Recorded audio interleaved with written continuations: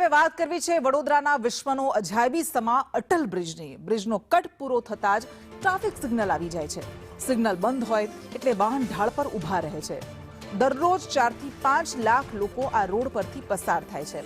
Traffic સમસ્યાના ઉકેલ માટે અટલ બ્રિજ બનાવવામાં આવ્યો હતો। 2017માં આ બ્રિજનું કામકાજ શરૂ થયું હતું। 2022માં પૂર્ણ થયું હતું।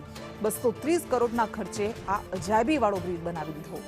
समस्या हल करवाना नामे अहींया लोकोनी समस्या वधारी दीधी छे। त्यारे traffic expert doctor Ashok Mehta कही रह्या छे कि एक हत्थुं शासन होवाथी कोईए सांभळ्युं नहीं, कोईए कंई कर्युं नहीं। संदेश न्यूज़े मेयर पिंकी सोनी अने अधिकारीओनो संपर्क कर्यो तो पोतानी भूल छुपाववा माटे कंई पण बोलवा माटे तेओ तैयार नथी।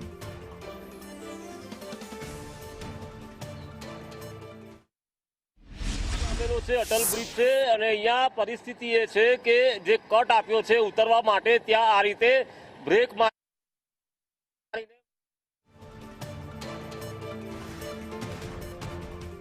જ ઊભું રહેવું પડે। આ સ્લોપ પર અહીંયા તો બ્રેક મારીને ઊભું જ રહેવું પડે, નકર પછી આગળવાળાને ડાયરેક્ટ ઘૂસી જવાય। અચ્છા, એક્સિડન્ટનો બી ભય, એક્સિડન્ટનો ભય વધારે રહે। ટ્રાફિક જામ બી થાય છે અહીંયા। એટલે આ જુઓ જ છો ને તમે, આવી જ કન્ડિશન હોય અહીં ગાડી જ્યારે બી હોય તારે। કોઈ જગ્યાએ આવો બ્રિજ જોયો તમે કોઈ દિવસ? મેં તો કોઈ જગ્યા પર બરોડામાં નહીં જોયો, અહીંયા જ દેખ્યો આ પહેલો બ્રિજ આવો।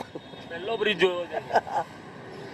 આ બ્રિજ ઉપર જે સ્લોપ આપેલો છે, આ કટ જ્યારે પૂરો થાય એટલે તરત જ ટ્રાફિક સિગ્નલ અહીંયા આવેલું છે। એટલે જો ટ્રાફિક સિગ્નલ ચાલુ પણ થાય તેમ છતાં પણ અહીંયા ટ્રાફિક થતો હોય છે। આ દ્રશ્યોમાં પણ જોઈ શકાય છે। સમગ્ર વિશ્વમાં આ પ્રકારનો બ્રિજ નથી તેવું ટ્રાફિક એક્સપર્ટનું પણ કહેવું છે।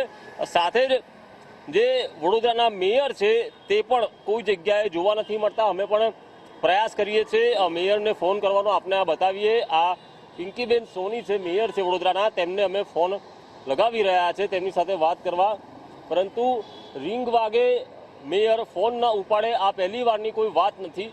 કારણ કે મેયર ફક્ત ને ફક્ત જ્યારે કાર્યક્રમો હોય છે ત્યારે દીપ પ્રાગટ્ય અને પ્રવચન આપવા જતા હોય છે। મેયર પ્રથમ નાગરિક હોય, પરંતુ આ જ્યારે સામાન્ય નાગરિકોની વાત હોય ત્યારે તેની વેદના કોણ સાંભળશે તે એક સવાલ છે। અહીંયા આ પ્રકારની પરિસ્થિતિ રોજે રોજની છે। અહીંયા આ જે વાહનો છે તે આ રીતે અહીંયા સ્લોપ પર અહીંયા ઊભું રહેવું પડે અને જે ટ્રાફિક સિગ્નલ હોય ત્યારે આ કટ કેવી રીતે આપી શકાય તે એક સવાલ છે। આ ટ્રાફિક સિગ્નલ પર આ રીતે બ્રેક મારીને ઊભું રહેવું પડે એટલે જરા પણ જો બ્રેક છૂટી જાય તો આગળ અકસ્માત થાય, આ પ્રકારની સમસ્યા। હા, વડોદરા છે એક અંધેર નગરી, ગંડુ રાજા, ટકેસર ભાજી, ટકેસર ખાજા જેવું છે। હવે આ બ્રિજ ઉતરવાનો ત્યાં ટ્રાફિક સિગ્નલ છે। હવે અમારે આ બ્રિજ પર બ્રેક મારીને ઊભું રહેવું પડે છે, પાછળ લાઈનો લાગી જાય છે। તો ક્યાંક બ્રિજ બનાવતા તો ટેકનિકલ બધું જોવાનું હોય, જે પણ એન્જિનિયર એને ધ્યાન આપવાનું હોય, પોલિટિક્સવાળાએ બી ધ્યાન આપવાનું હોય, એકવાર સર્વે કરવાનું, બધું કરવાનું। હવે આ રીતે બરાબર અમારે બ્રિજ ઉતરતા ઊભું રહેવાનું, કેટલું અમને આમ તકલીફ બી પડી રહી છે। અને આવો તો વિશ્વમાં પહેલા આવા બ્રિજ જોયા છે, અને કરોડો અબજો રૂપિયાનો જ્યારે બ્રિજ બનાવવામાં આવ્યો ત્યારે આટલી ભૂલો જો કરતા હોય આ લોકો, તો ક્યાંક ને ક્યાંક કોર્પોરેશન ડૂબી ભરવું જોઈએ। 30 વર્ષના શાસનમાં બ્રિજ બનતા 10-12 વર્ષ થઈ ગયા, પણ 10-12 વર્ષમાં ડિઝાઇન પણ સુધારી નથી શક્યા। ટ્રાફિક જામ ના થાય એના માટે તો આ બ્રિજ બનાવ્યો છે, તો આ તો ઉપરથી ટ્રાફિક જામ થઈ રહ્યો। હા, જે રીતના ટ્રાફિક જામ ના થાય એના માટે જ બ્રિજ બનાવે છે, પરંતુ જોવા જઈએ તો અહીંયા બ્રિજ બનાવ્યા પછી ટ્રાફિક જામ થવા માંડ્યો છે। તમે કોઈ જગ્યાએ આવો બ્રિજ જોયો છે શહેરમાં આ પ્રકારે ઊભું રહેવું પડે? આખા ગુજરાતની અંદર તો કોઈ જગ્યાએ જોયો નથી, પરંતુ મોટા મોટા નેતાઓ આવ્યા હતા ત્યારે એવું કહેતા હતા કે ભાઈ વડોદરા શહેરની અંદર જે અટલ બ્રિજ બનાવવામાં આવ્યો છે આ વડોદરા શહેરનો સૌથી મોટો બ્રિજ અને લાંબો બ્રિજ છે। પરંતુ કહેવાનો મતલબ કે આ લાંબો અને મોટો બ્રિજ જ્યારે વાત કરવામાં આવે ત્યારે આ બ્રિજ પર રોજે રોજની ટ્રાફિકની સમસ્યા યથાવત રહી છે। નોકરી ધંધેથી ઘરે જવું હોય એટલે અડધો કલાક વહેલા નીકળવું પડે, એવી પરિસ્થિતિનો સામનો કરવો પડે છે। જ્યારે બ્રિજના નીચેથી ઉતરવાનું હોય ત્યારે પણ ક્યાંક ને ક્યાંક એક બ્રેક પર હાથ મૂકી અને ઊભું રહેવું પડે છે। એટલે ક્યાંક ને ક્યાંક લાગી રહ્યું છે કે વડોદરા શહેરની અંદર જે બ્રિજો બનાવવામાં આવે છે અને આવનારા દિવસોમાં પણ 6 બ્રિજ જેવા બ્રિજ નવા બનાવવામાં આવશે। એટલે ક્યાંક ને ક્યાંક લાગી રહ્યું છે કે આ બ્રિજોની હાલત એવી છે કે નવીન બ્રિજો પર પણ આ રીતના અકસ્માત સર્જાશે તેવું અમને સ્પષ્ટપણે જોવા મળી રહ્યું છે। આ રીતે જો બ્રેક મારીને ઊભું રહેવું પડે અહીંયા સિગ્નલ બંધ હોય ત્યારે? આ બ્રિજ મારા ખ્યાલથી વિશ્વની અજાયબીમાં લેવામાં આવેલું છે કે બ્રિજ કેમ બનાવે છે કે ટ્રાફિકની સમસ્યા હળવી થાય, ટ્રાન્સપોર્ટેશનને તકલીફ ના પડે। પણ તમે જોઈ શકો છો આ બ્રિજની ઉપર એટલો ટ્રાફિક જામ થઈ જાય છે કે તમારે ઘરેથી નીકળવું હોય તો અડધો કલાક પહેલાં નીકળો તો તમે પોતાની મંજિલમાં પહોંચી શકો છો। એટલે આ પૈસા વેડફવાનો ધંધો, આ બ્રિજ બનાવવાનું કામ એટલે પૈસા કટકી ખાવાનો ધંધો, આ કામ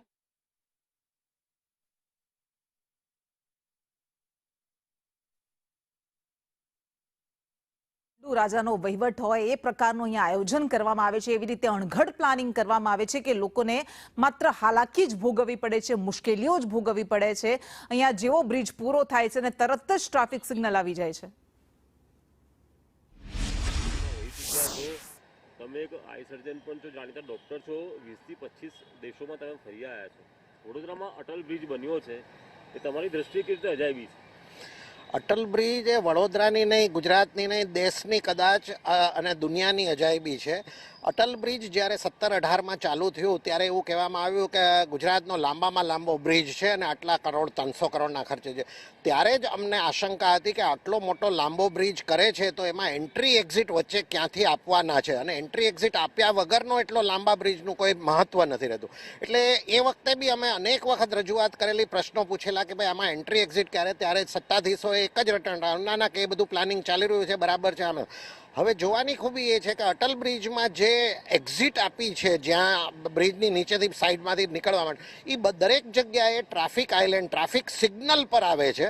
અને એ ડિસેન્ડિંગ સ્લોપમાં, એટલે ઉતરતા બ્રિજ ઉપર લોકોને 5 મિનિટ 10 મિનિટ ટ્રાફિક સિગ્નલ બંધ હોય અથવા ટ્રાફિક જામ હોય ત્યારે સતત ઊભા રહેવું પડે, બ્રેક મારીને ઊભા રહેવું પડે, હેન્ડબ્રેક લગાવીને ઊભા રહેવું પડે. અને આવું એક વખત નથી થયું, અનેક એક્ઝિટ પર થયું છે. પછી સ્ટેચ્યુ પાસે હોય, રેસકોર્સ સ્ટેચ્યુ, આંબેડકર સ્ટેચ્યુ પાસે હોય, કે આગળ બે બ્રિજનો એન્ડ થાય છે ત્યાં હોય, કે ક્યાંય બી. હવે આ વસ્તુ એટલી માટે અજાયબી રૂપ છે કે આ વસ્તુ આવી રીતે પ્લાનિંગ કર્યું એ ખરેખર ક્રિમિનલ ઓફેન્સ ગણાય. એને